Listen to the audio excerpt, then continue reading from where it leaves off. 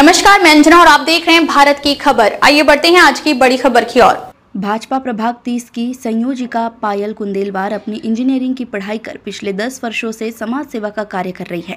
महिलाओं के लिए सरकार द्वारा चलाई जा रही हर योजना को घर तक पहुंचाने का कार्य कर रही है। युवाओं और युवतियों को शिक्षा व रोजगार के क्षेत्र में मदद करना, उनकी हर समस्या के लिए तत्पर रहना, प्रभाग 30 में अपने कार्य से लोगों के दिल में जगह बनाना, अपने संगठन को मजबूत करना, ये उनकी अच्छी विशेषता है।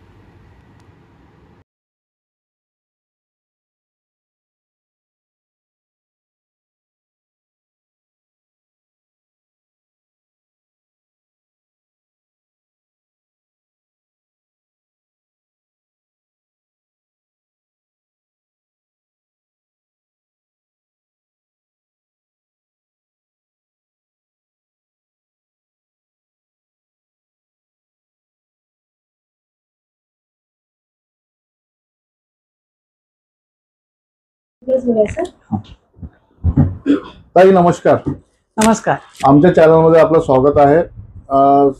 सर्वात आधी आम्ही तुमचं स्वागत करतो आमच्या चॅनलमध्ये। ताई, प्रभाग 30 हा एक नागपूर दक्षिण म्हणजे दक्षिण क्षेत्रामध्ये हा सर्वात मोठा प्रभाग मानला जातो। इथली लोकसंख्या पण मोठी आहे सर्व प्रभागापेक्षा। तर इथे 4 नगरसेवक 4 आधी होते। काय काय विकास या क्षेत्रामध्ये 5 वर्षात घडला, काय सांगाल? नमस्कार, मी पायल स्वप्नील कुंदेलवार। भारतीय जनता पार्टीमध्ये मी भरपूर वर्ष म्हणजे लहानपणीपासूनच समजून चला संघात थ्रू आणि आता भारतीय जनता पार्टीत माझा प्रभाग 30 मध्ये प्रभाग संयोजिका म्हणून हे पद मी भूषवलेलं आहे। भाजप कार्यकर्ता म्हणून नेहमीच सक्रिय राहील। तुम्ही जसं विचारलं 4 नगरसेवक होते, 4ही नगरसेवकांनी आता भाजपचे 3 नगरसेवक होते, तर खूप छान काम केलेलं आहे। कसं असते, नगरपालिकामध्ये जेवढं फंड आलेलं होतं तेवढं पूर्ण फंड भारतीय जनता पार्टीच्या सगळ्या नगरसेवकांनी प्रभागामध्ये चांगली कामं करून नागरिकांची सेवा केलेली आहे। त्यामध्ये रस्ते असो, गटर लाईन असो किंवा गट्टूचे कामं असो किंवा नागरिकांची समस्या असो, खूप चांगल्या रीतीने त्यांनी सॉल्व्ह केलेले आहे। हा कुठे ना कुठे काय असते, मी एक कार्यकर्ता आहे, ते पण एक कार्यकर्ता, आम्ही नागरिकांची सेवा करतो, पण सॅटिस्फॅक्शन नेहमी नागरिकांचं होणं हे पॉसिबल नाही आहे, बरोबर। आज जर ह्या मी जिथे राहते तिथे जर रोड रस्ते बनले, तिथे फंड आला, तर ऑब्व्हियसली बाजूच्या लाईन मध्ये तेच सेम रोड रस्ते बनणं पॉसिबल नाही। फंड्स कमी असल्यामुळे ही गरज आम्ही सगळ्यांची पुरवू शकत नाही।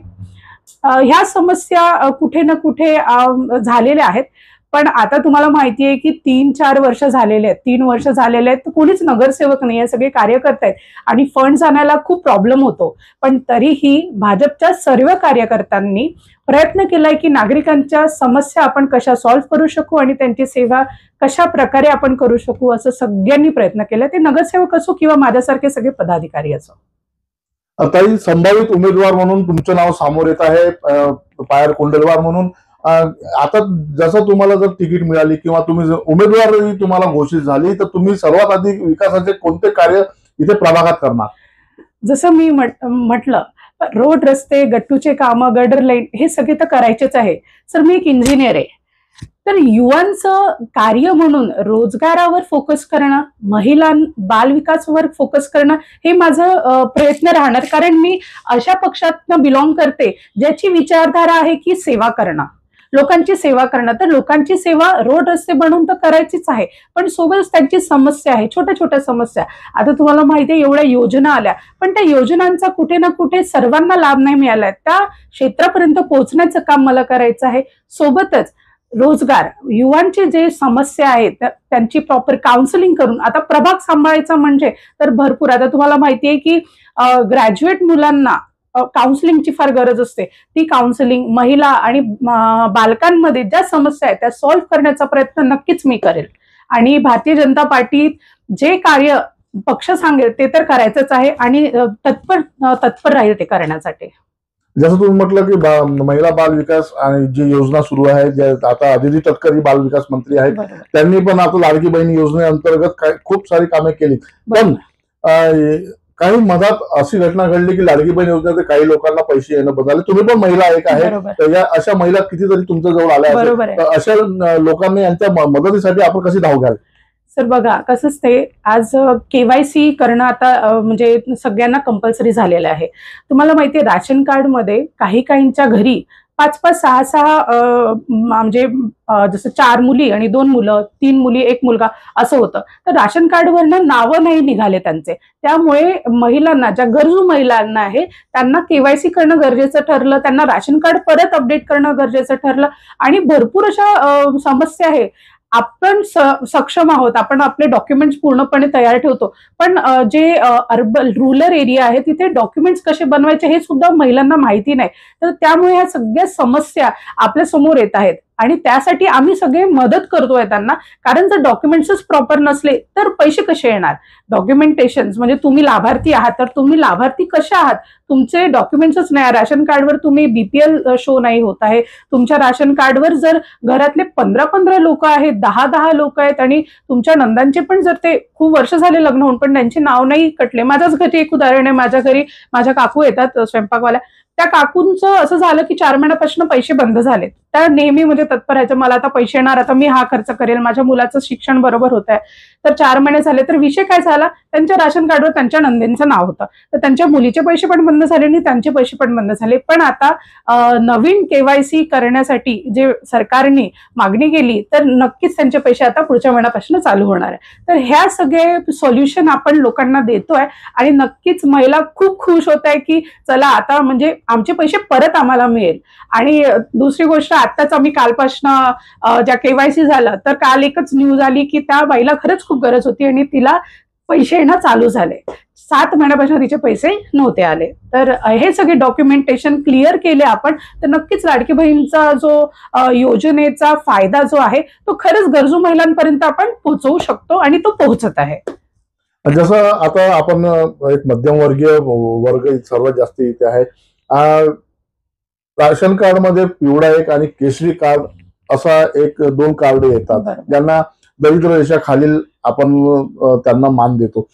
पण कुठेतरी त्यांना पण अडचण येत आहे. खाजगी हॉस्पिटल झाले किंवा खाजगी शाळा झाल्या, महागाई खूप वाढलेली आहे. त्या महागाईमध्ये त्यांचं शिक्षण आणि इस्पितळ केव्हा कुठे काय होईल कोणाला माहित नाही. पण यासाठी आपण अशा मध्यमवर्गीयसाठी आपलं समोरचा पाऊल काय राहील? तर आयुष्यमान कार्ड सारखं कार्ड आपल्या सरकारने काढलेलं आहे. 5 लाखापर्यंतचा आपण त्यांना लाभ देतो आहे. जिथे मेडिकल सारखे असो किंवा प्रायव्हेट हॉस्पिटल्स असो तिथे ते जाऊन आपला उपचार करू शकतात. सोबतच लाडकी बहीण नंतर विद्यार्थ्यांसाठी, लहान मुलींसाठी पासून तर 12वी पर्यंतच्या मुलींसाठी त्यांनी योजना काढलेल्या आहे. फ्री एज्युकेशन, मुलींचं फ्री एज्युकेशन केलेलं आहे.